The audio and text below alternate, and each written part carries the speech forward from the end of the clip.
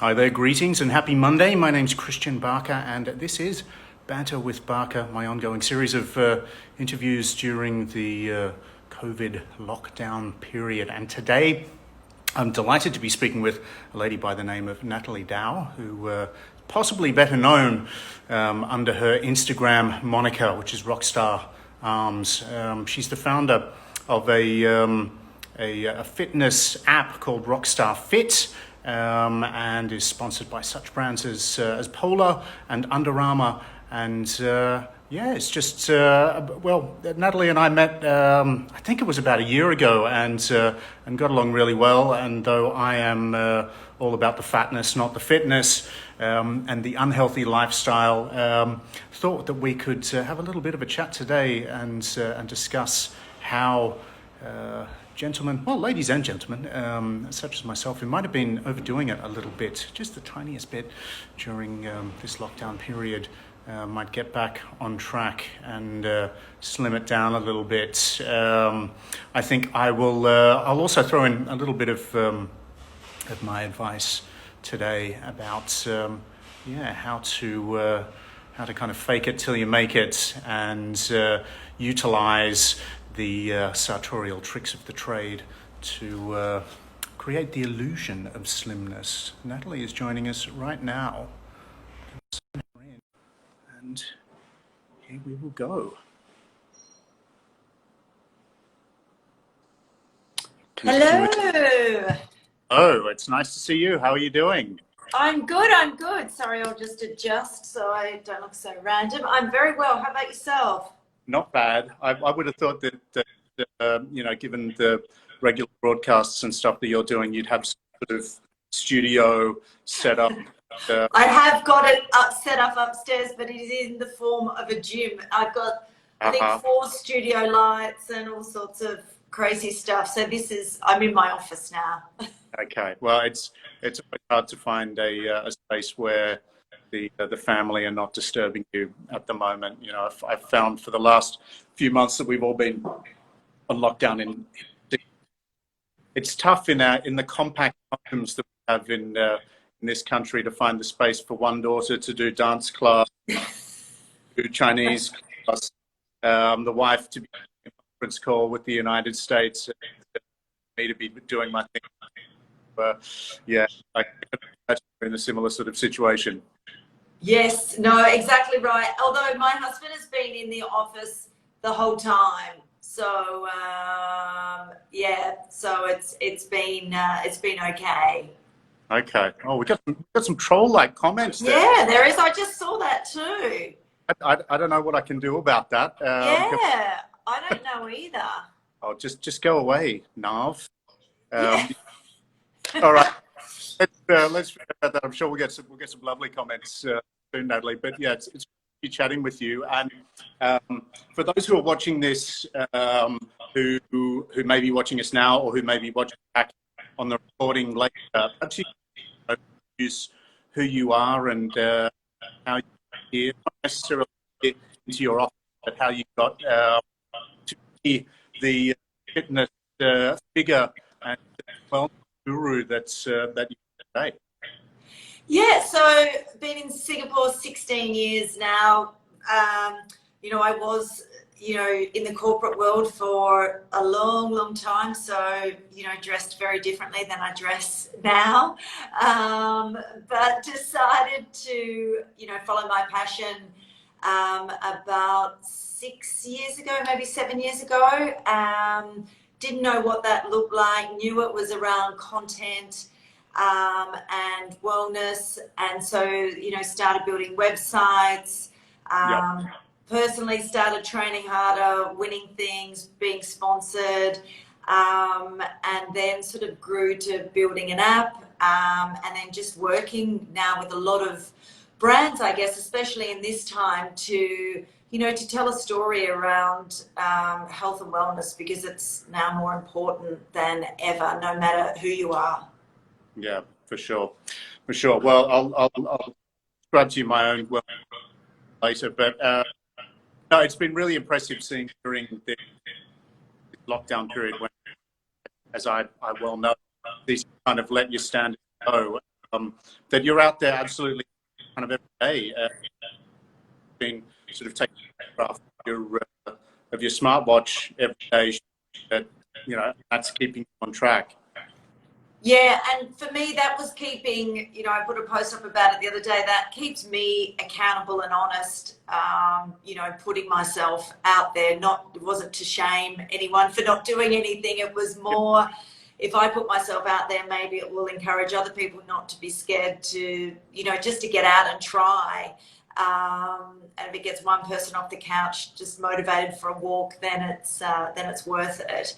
But that was the only thing that kept me sane, I think, during this whole time. Yeah, that maybe. Yes. Yes, yes. Now, look, jumping back to that and that daily motivation, you know, as I say, seeing you out there running pre-dawn every day for 10, whatever, is quite amazing. And I myself can't imagine how I'm back, but out of that, first thing in the morning, well, before it's even first thing in the morning, at the crack of dawn every day. So how do you maintain that motivation? Is it, and I guess what advice do you give to people who want to start doing, how they can begin to habit? Yeah, you know, I think, you know, I always say to people, it's not about running a marathon. It's just around picking one small change to make it, you know, to make every week.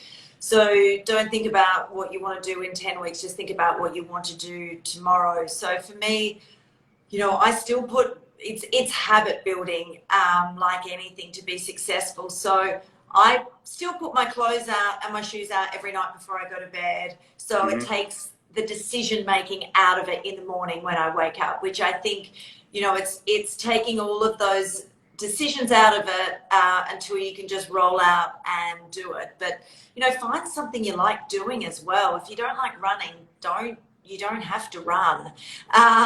You know, find what it is. Just go for a walk, go for a swim, whatever it may be. But find something that you do enjoy doing, first and foremost. And then once you're in that habit, you know, add another healthy one. But start off small. Don't think you've got to go outside for 2 hours. Just go out for a 20-minute walk. Yeah. How does someone who, you know, naturally sporty or into sort of exercise find something that they actually enjoy doing? Yeah, you know, it's hard. So I always think, go back to childhood. You know, some people were dancers. You know, some people enjoyed bike riding. You know, think about what you did enjoy growing up and maybe try and explore that. And, you know, I know a lot of people taking that first step is super hard, and, you know, they might be embarrassed or feel like they're not achieving anything. So I think during this whole COVID lockdown, it's given people the opportunity to try things at home because of all the great online content out there. So they don't have to walk into a gym and be intimidated. They can put something on join a Zoom call, or, you know, use a YouTube video and try something at home first and foremost. And just keep trying until you find something that maybe you like. And I always say too, doing something, even tiny bit of something, is better than doing nothing at all. Yeah. Okay. And what about getting up and being a routine? Obviously, thing of yeah, have you putting your gear out the night before and spending the night at 4 a.m. or what? I'm often still up watching. So I don't know how. Not that bad. But yeah, what do you suggest about you know, building it as a routine into your life? Yeah, you know, I always think morning is the best time for people because there's less excuses in the morning and life doesn't get in the way as much. But it also means you can't be up till 1 a.m. watching, you know, the latest series on Netflix. So it's, you know, it's give and take. So, you know, I think you don't have to be up at 5 a.m., but it's just a half an hour. Set that alarm for half an hour earlier, and then at least you've done something for the day, and it's not weighing on you for the rest of the day. Sitting at your desk, even if it is working from home, 3 hours is gone before you realize it, and that lunchtime walk is no longer, and then you're on another conference call, and then it's dinner. So I think mornings I would always suggest, and just get up and go. Don't think about eating, just head out the door and then come back and you've earned that breakfast and the coffee. Yeah, absolutely. Do you think, going back to that Netflix thing, people's biggest excuse is that, my life is so busy and I don't have time to do any exercise, and yet they often find the time to watch, Joe Exotic, the Tiger Man, the whole. Do you think, a lot of people are still those things as excuses, or finding excuses for not doing the right thing? 100%. I think we waste about 4 hours a day, most of us, on social media. So I think even if you just put your phone down for that amount of time, you'd find time. And if you write down how you spend your time every day, I think it's almost an audit of what you do during the day. I think you'd be super surprised. So, I think without changing something, there is no change. So if it's going to bed, not watching 3 back-to-back episodes of something, but just watching 2, not saying you've got to change everything. So just cut it back to 2, not 3 tonight. I'm on Mindhunter, so we're cutting it to 1. Then I think that's good. And I just saw the question pop up as well: how many hours of sleep a night? Yep. You need 7 to 9. It's medically proven. It doesn't matter who you are, to function at your optimal level. You do need 7 to 9 hours a night, and anything less, you're operating about 30% below where you should be. So, I do go to bed, I'm asleep by 10. That just shows you how unexciting I am. But I choose to get up at 5 because it's quiet and I can get out and go for my run. And here in Singapore, where it's 35 degrees every day, it's just a little bit cooler. Yes, and it's safe to run at 5 o'clock. It's pitch black, but we're lucky enough that I'm not worried about my safety. Yeah, we are fortunate. We are really lucky like that. It's one of the great things here, having a family of all ladies surrounding me, and yeah. not to mention my delicate self. If I was out, that's right. Who knows what could happen to me? But going back to sleep, or back to the topic of sleep, I think I've read that when you're not getting enough sleep, your body goes into the mode where it thinks it's perhaps stressed. It's that primordial thing of, I guess, where, when we were by threats, we constantly be kind of half awake and waking up tonight. So your body, that sense of danger, and I guess puts on the pounds, or sort of stocks up a little bit more fat, whatever, in order, thinking that you're in a time of stress and trauma. Is that what you've read? Yeah, absolutely. So, I always say to people, if you change 2 things in your life first, is sleep 7 to 9 hours and drink 2 liters of water a day. And, that can be life-changing for a lot of people. You can't lose weight if you are not getting that sleep, because, as you said, your body is in stress the whole time. So that's one of the huge inhibitors to weight loss for a lot of people, is they're just not sleeping, and it's never going to change for them. And the same as eating before you go to bed. When you sleep, your body should be repairing, not digesting food.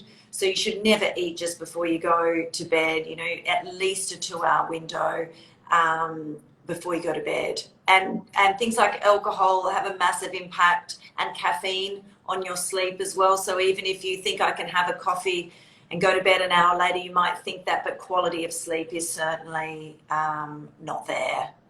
What about that nightcap whiskey that I often like? Yeah, it's you think it is, but it's not getting you into the right mode of sleep, unfortunately.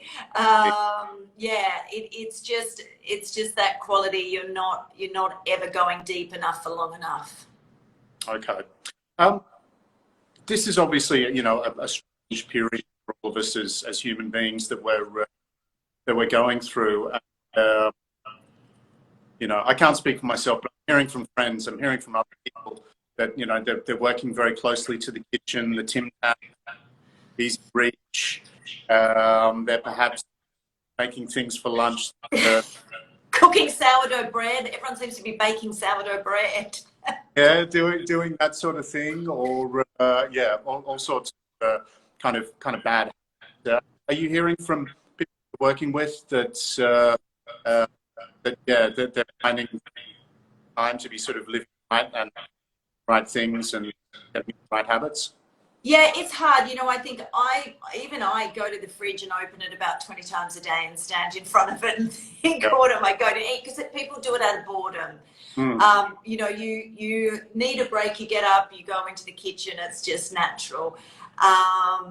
You know, I think the thing is walk away, have a glass of water, think of, you know, then come back and think, do I really need whatever you are going to reach for? And it's about keeping healthy things in the fridge. Something else that we do is we just stick post-it notes on our fridge. So if you're going to open the fridge, you've got to go and do 10 air squats or, you know, 3 push-ups before you're allowed to open the fridge.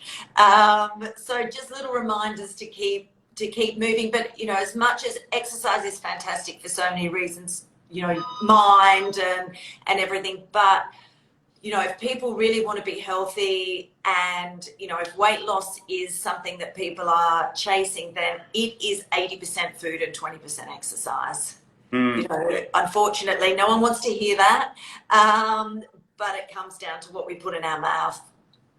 I see you having days on your Instagram, you're around the blue pizza and things of that nature, or pasta bar. So how do you do that?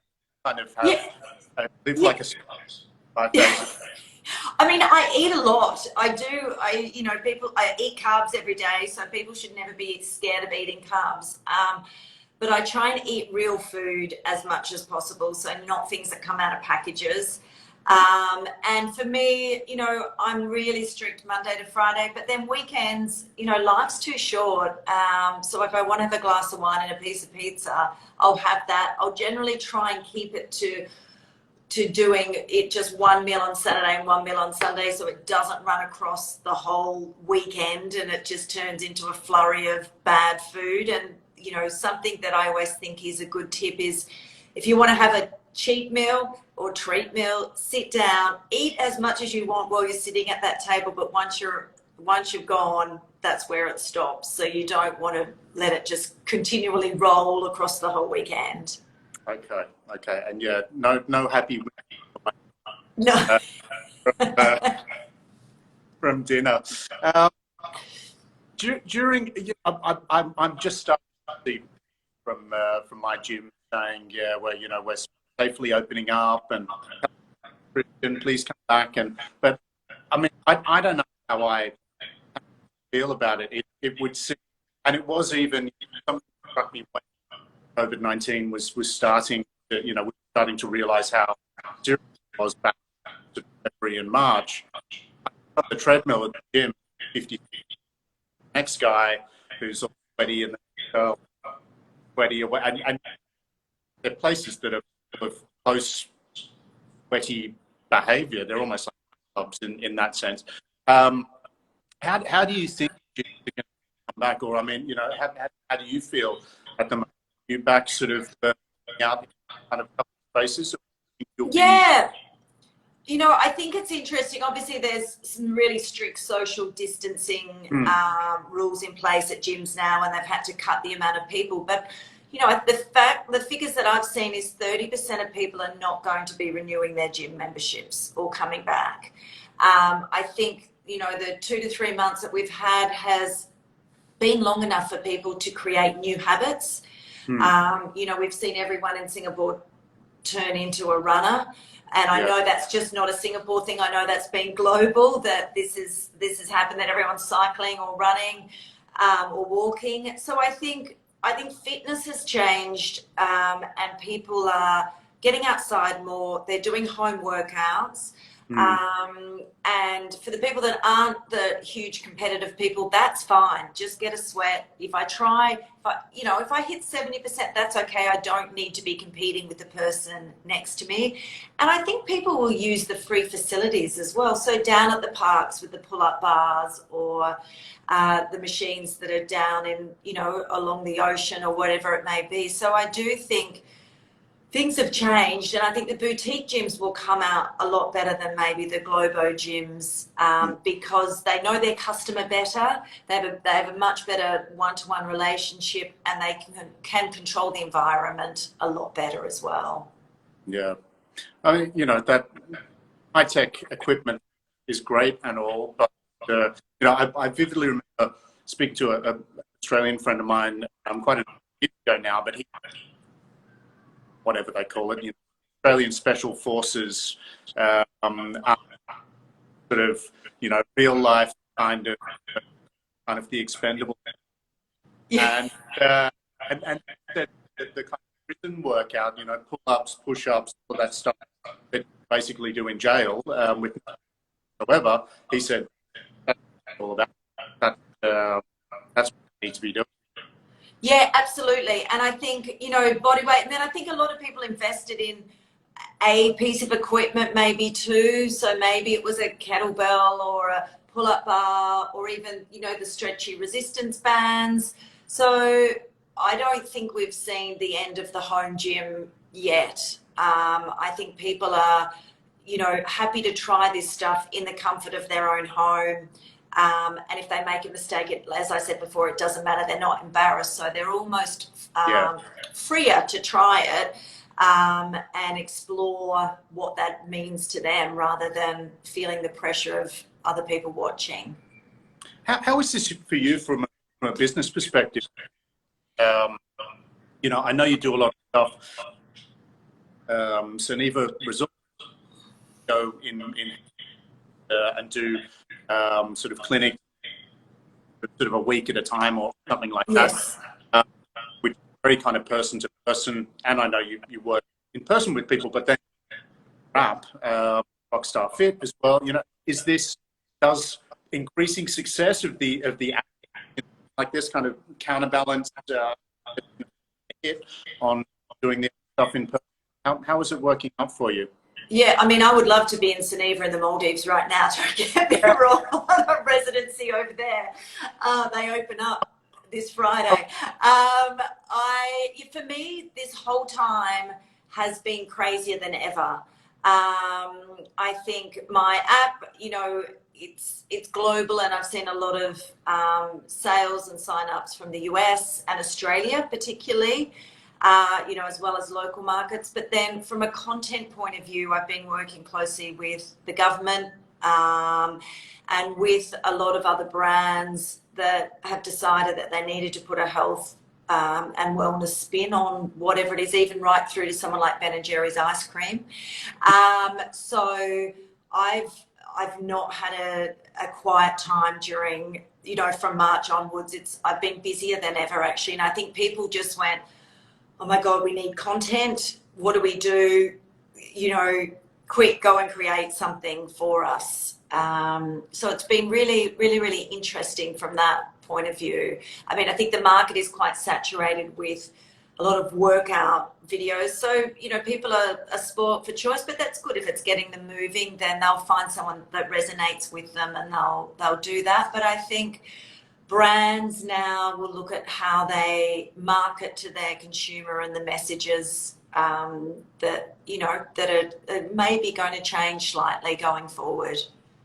Okay, I asked, I guess, encapsulation in a nutshell, how you got to where you are, but I'm curious what advice you would give, because there's a lot of people now who are looking. And whether it's in fitness or workouts or completely different, who are looking to provide content-based, something of value, instructional online, and doing that by, the same, you have a big media following, or whether media following. Like, so I ask the question, what advice to all of those people out there are looking to something similar to what you've done to build up that big social following, to create an app or to create other means of passing their knowledge, monetizing that? Yeah, I mean, I think, it's been a lot of years in the build-up, so and a lot of patience. So I think, people sort of expect to put something up there and get followers and get traction. This is maybe a 6-year build-up for me. And I just say to people, 80% is good enough for content. It doesn't need to be perfect. Get it out there. Just be consistent, be genuine.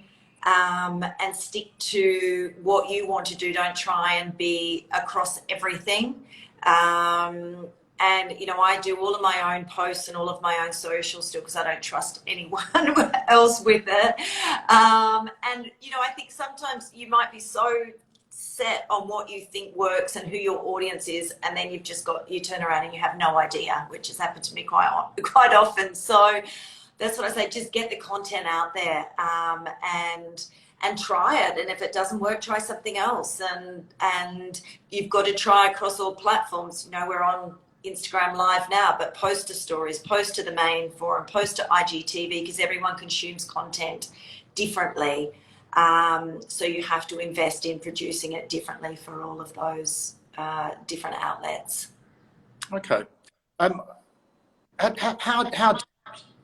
first built?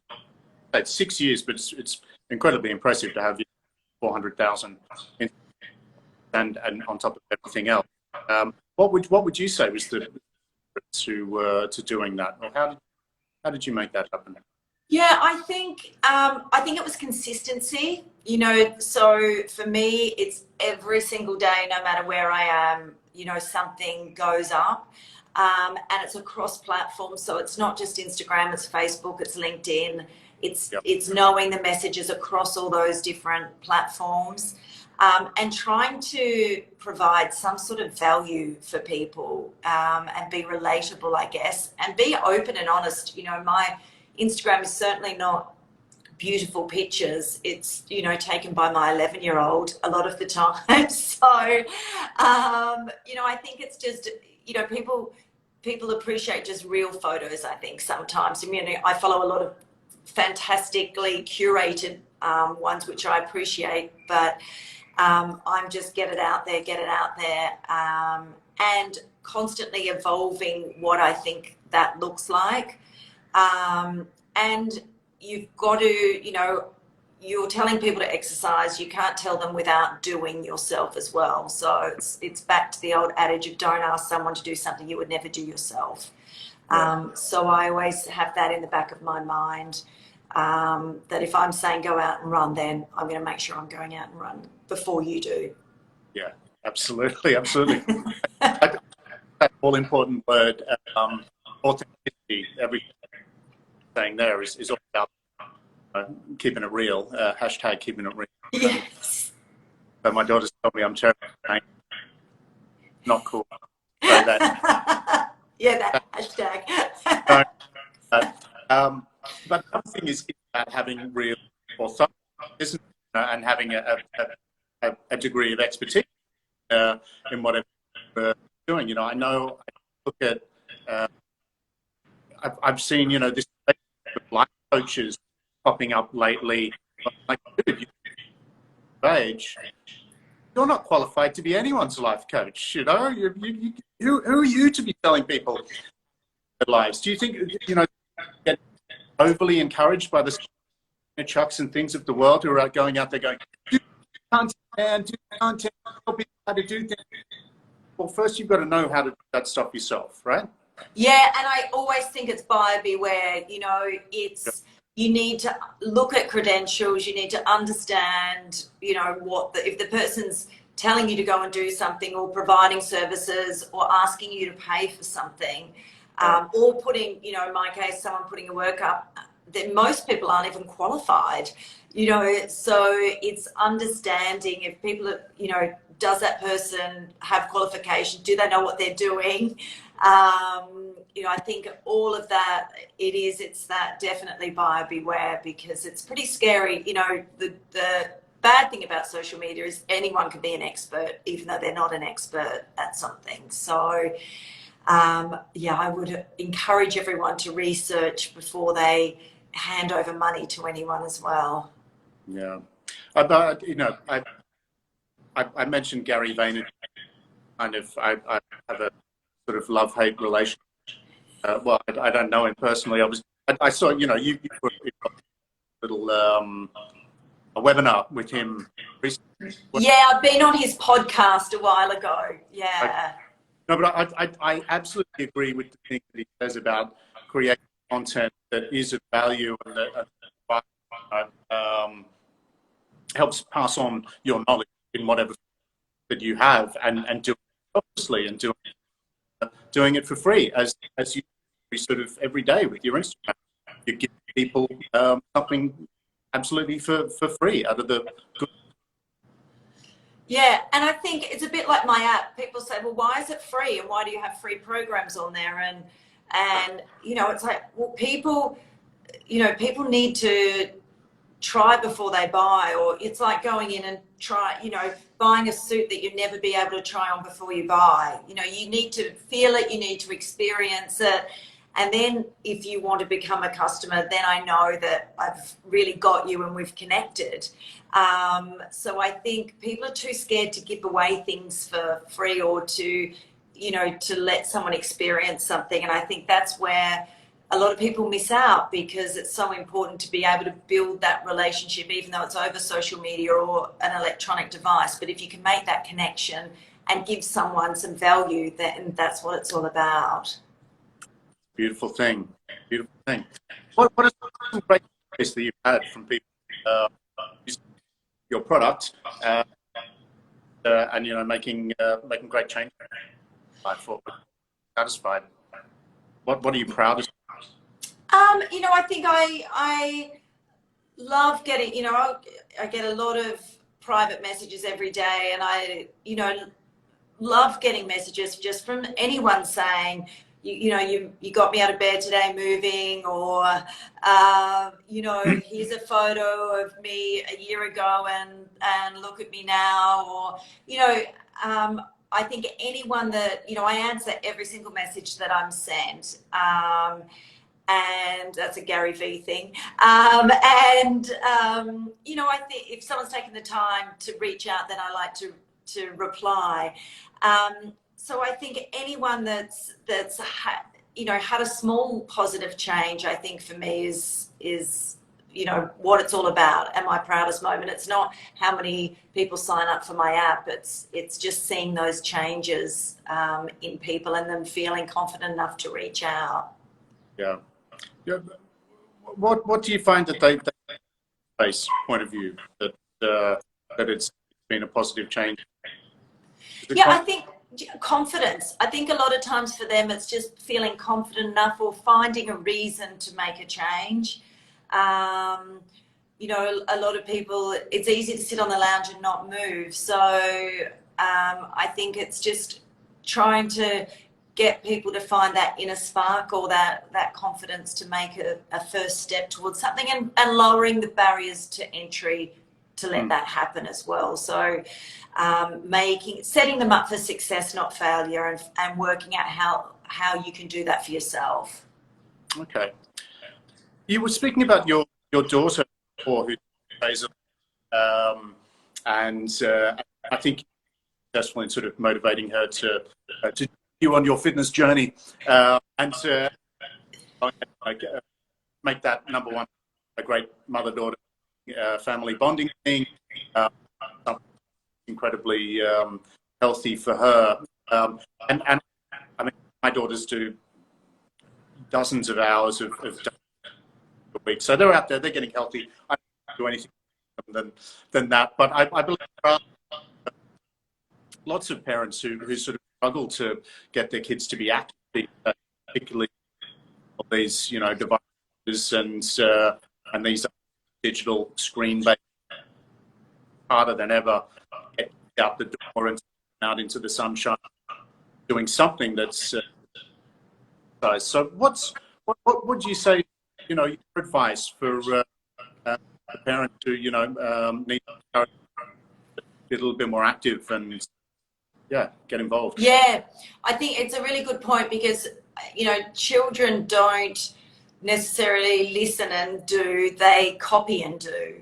Okay. So they need, I think they need to see their parents being active first and foremost and think that that's the normal thing to do. So even if it is a Sunday walk with your kids and there's an ice cream at the end of it, or a bike ride, or there's some great home parent-kid workouts that are fun to do together. I think kids want to play, so you need to make it interesting for them first and foremost. But I really believe parents need to take the lead and be showing that being active is part of who the family is, and whatever that may be. It might be doing a Zumba video together at home, or some crazy dance. But I think it needs to start with the parents leading that. You can't just expect the kids to go and do it if the parents are sitting on the couch eating, KFC. The kids aren't going to want to go outside and run around. Yeah, exactly. I mean, I don't mean to keep going back to Gary Vee, but I find the thing really frustrating where he says, don't waste your time watching Netflix, sitting around on screens. Go out and create content. And it's like, well, these people are creating content. That's with the goal of having other people in front of their screens and watch that and be in. All right, it's supposed to be educational and whatever, but sort of, I don't know. I find that.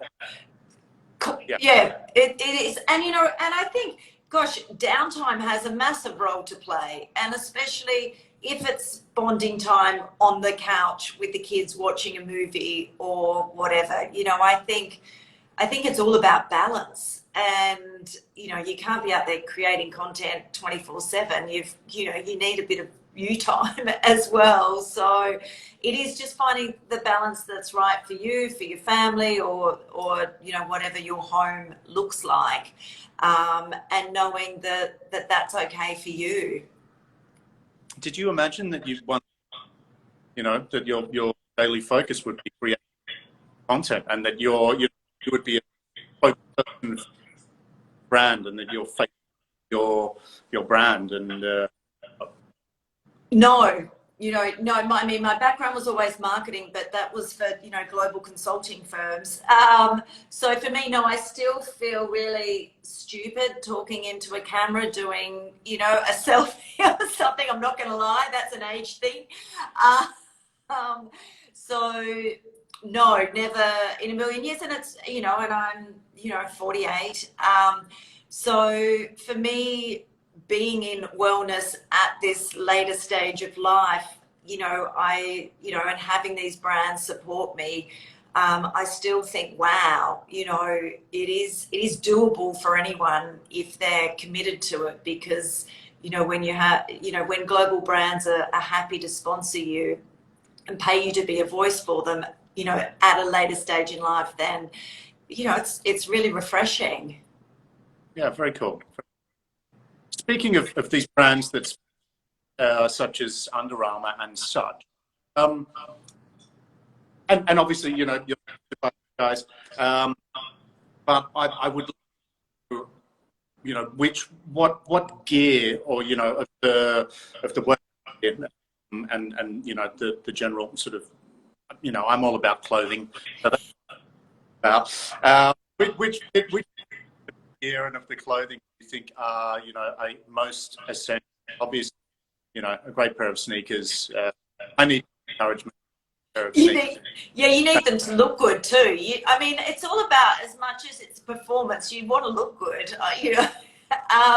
So I think if you're out there, you need to get the right pair of sneakers, whatever brand, to be fitted for your foot first and foremost. And then, activewear wise, you've got to, it's got to be comfortable, look good. I don't think you need to pay a fortune for things anymore. Mhm. You know, I think it's come a long way, and you know, the old Lululemon $100 t-shirt to exercise in is not necessary because fabrics have changed with all of the brands like the Under Armours, and you can, you know, buy them for a lot less now and them have the same performance. And then I always say to people, you know, invest if you need to measure what you're doing. So invest in, you know, a wearable device to measure your steps, to just be aware of what you're doing so you can track something, or just, you know, carry your phone. You know, all the apps are on the phone as well. Now sneakers are connecting to apps on your phone, so you don't even need to wear a watch anymore. So I think just, you know, you don't have to go out and spend a fortune, but do invest in something that makes you feel good, because you want to walk out that door feeling good before you exercise. There's nothing worse than walking out and something not fitting right, you're not feeling good. You're not going to enjoy your time exercising. You know, even at 5 a.m. as I, you know, the night before as I'm putting my clothes out, I do like to match my bra top with my shoes and things. So even though no one can see me in the dark, I know that it matches. Yeah, of course you do. Well, and someone's going to be taking your photograph, probably your left. I hope you pay union rate photography and whatever. Yes. Now, I started out the last 3 months of, or whatever it is now, 90, 100 days, this period with all the best intentions, and was kind of heading up, you know, 3 or 4 days out of the week, heading down to the corridor, out to nature here, and getting sort of at least maybe in the morning, and then I that, you know, oh no, well I've got that I have to do at 9:30 in the morning. I let that slip, or late at night, let it slip, and yeah, now it's kind of maybe once or twice a week, which is so good. How does someone, as you know, who struggles with that motivation? I know we were speaking about it before, but and I guess, you know, I say asking for a friend. I'm myself. God damn it! How do I get my ass out of bed and Do it. Yeah, yeah. and I think, you know, first and foremost, this whole time is just so random. And people saying, oh, well, if you've come out of this not learning a language or having this skill, then you've wasted your time. No, I'm just saying if you've come out alive and you're, you know, still got your mental sanity, good on you, because I think, you know, everyone should give ourselves a break for surviving what we've been through. You know, I would just say put it in your diary. Monday, Wednesday, Friday, that's what you're going to do. Put it in that, block everything else out, and commit to doing it at that time. So it's a non-negotiable. And then do 3 times a week. And then after a couple of weeks, add another day in if you want. But don't try and do 7 days, you know, just flip it around and do 7 days. Just, you know, put it in like a meeting and commit to it like you would. Me personally, you know, I'm doing a huge amount of long runs, but I use that time to listen to podcasts and audiobooks. Okay. So I feel like I'm not wasting my time out there, and maybe I'll learn something and become a bit smarter while I'm exercising. So I actually really enjoy, you know, I'll pick the podcast or continue on with the audiobook from the night before, but I feel like that's a really nice me time.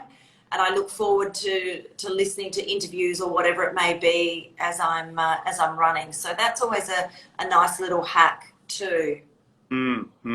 Yeah, I quite enjoy swimming, but I always, if you lapse, you just your own thoughts, and there's nothing. There's a black line. Yeah. Your own thoughts. Anyway, yeah, that can get to be a little bit too much. We're drawing closer towards the end of our time. So I'll ask anyone who's tuned in, if anyone has any questions for Natalie or myself, please do fire those away. But yeah, and I promise to give some advice from my point of view on how to fake it before you make it. Yes. I more viewed and sartorially readership. I have written a few past about how the more husky gentleman can accentuate his better line and look, look a little bit slimmer. And the I would give are your best friend. It draws a vertical line down. You don't want anything that's horizontal line. You know, a big guy, big chest is a very dark colours are very good. Though I and more sort of kind of charcoal or navy blue rather than black, because a big guy up looking a little bit like a nightclub bouncer. Yes. Or someone who's fighting Keanu, a John Wick film, and that's really what you go for. And then I think another really great one is V-neck jumpers, V-neck t-shirts, create kind of a V-line, which again just draws the eye down, and you can do sort of the same thing by having your shirt. And pointed collars on a shirt don't have cutaway collars, because a cutaway collar will kind of accentuate your face. So and you know, I think if those same rules work for ladies as well, you know. Yeah, that's I just learned so much from that. Okay. From that. And I think the main important thing, which is really, you know, we always talk about in my field in where fit, and what one of my favorite menswear writers, a guy called Boyer, said, you know, you not try perfect fit. The perfect fit is what you get with Lycra. And you see so many guys doing their exercise in Lycra. I kind of think they maybe should be wearing the Lycra head, so maybe something you know, that hides a bit of that.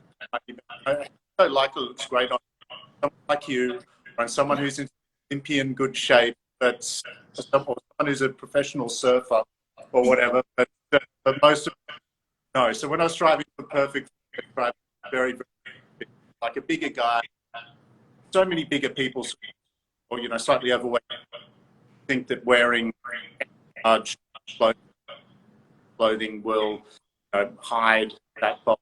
That looking for is just, you know, the right, so that there's not that excess cloth which ends up making larger, just look even larger. So those are the kind of rules that I try to follow.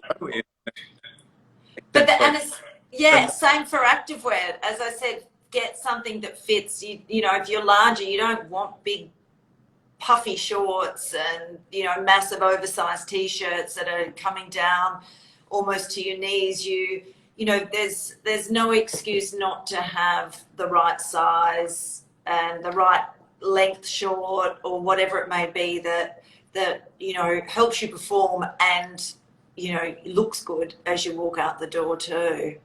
Yeah, it's grown really unforgiving though. Activewear, you know.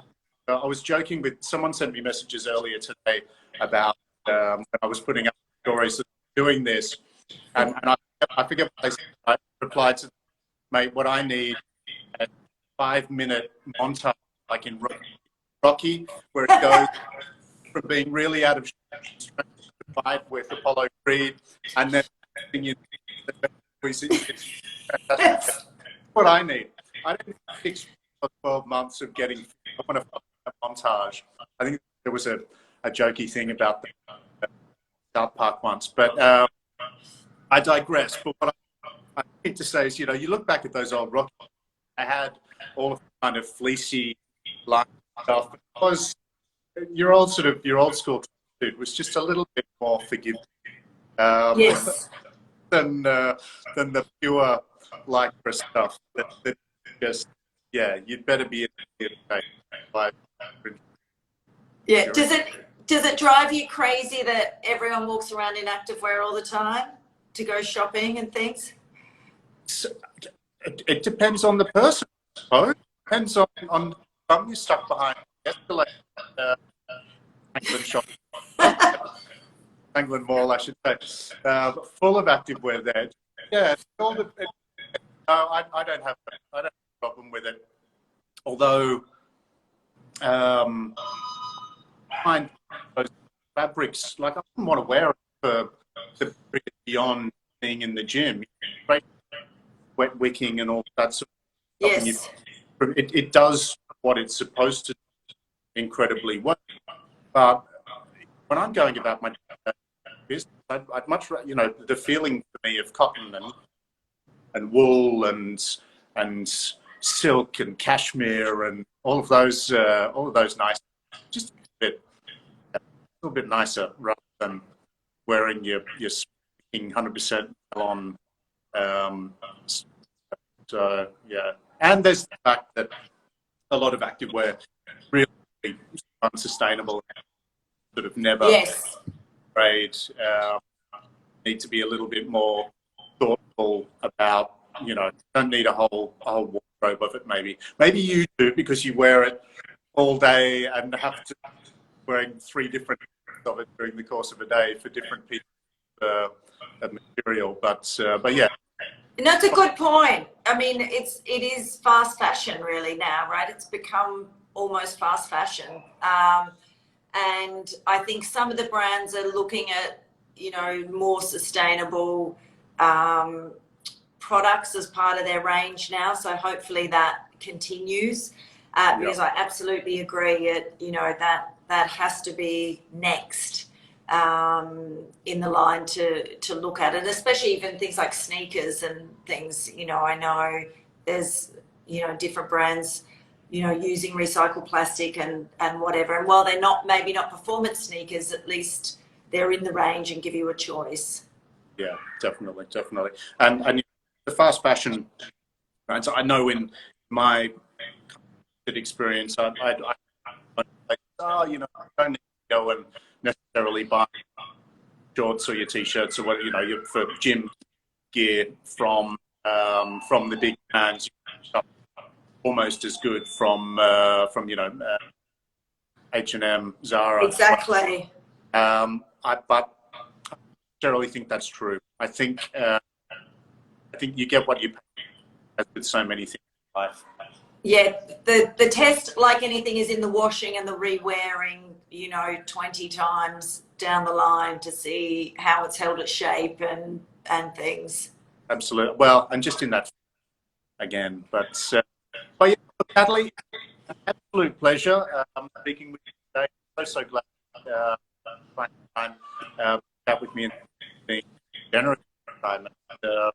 It's great, and hopefully we'll get to pick up over a healthy smoothie or a glass of wine. Yeah. Yes. Very soon, and not or whatever.